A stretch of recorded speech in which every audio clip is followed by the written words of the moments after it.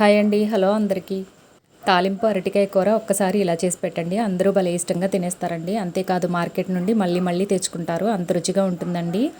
అంతేకాదు మనం వడ్డించిన కూరే కాకుండా మళ్ళీ అడిగి మరీ వేయించుకుంటారండి. అంత రుచిగా ఉంటుంది. మరి దీన్ని ఎలా చేసుకోవాలో చూద్దామా? దీనికోసం స్టవ్ మీద ఒక గిన్నె పెట్టుకుని కర్రీకి సరిపడా ఆయిల్ వేసుకుని ఆయిల్ హీట్ అయిన తర్వాత పోపు దినుసులు వేసుకోవాలి.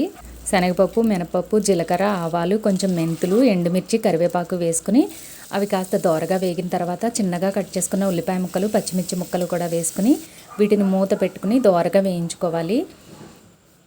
ఇలా దోరగా వేగిన తర్వాత కట్ చేసి ఉప్పు నీటిలో వేసుకున్న అరటికాయ ముక్కల్ని వేసుకుని రుచికి సరిపడా ఉప్పు, 1/2 టీ స్పూన్ పసుపు వేసుకుని ముక్కలకి ఉప్పు పసుపు పట్టేలాగా ఒకసారి కలుపుకుని మూత పెట్టుకుని మంటని లో ఫ్లేమ్లో పెట్టుకుని ఒక 5 నిమిషాల పాటు వేయించుకోవాలి. ఇవి వేగేలోపు కొంచెం చింతపండు, వీడియోలో చూపిస్తున్నట్టు కొంచెం చింతపండు నీటిలో వేసి నానబెట్టుకోవాలి.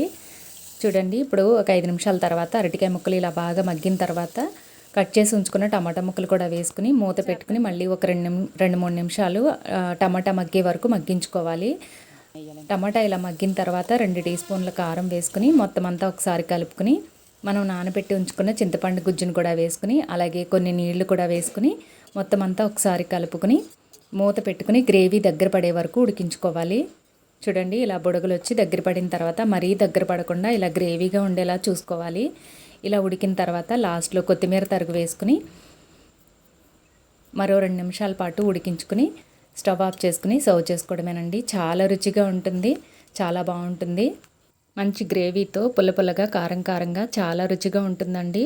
అందరికీ భలే నచ్చుతుంది, చాలా ఇష్టంగా తింటారు కూడా. నచ్చితే మీరు ఒకసారి ట్రై చేసి చూడండి. వీడియో నచ్చితే లైక్ చేయండి. అలాగే మన ఛానల్ని సబ్స్క్రైబ్ చేసుకోండి. Please like, share and subscribe. Thank you for watching.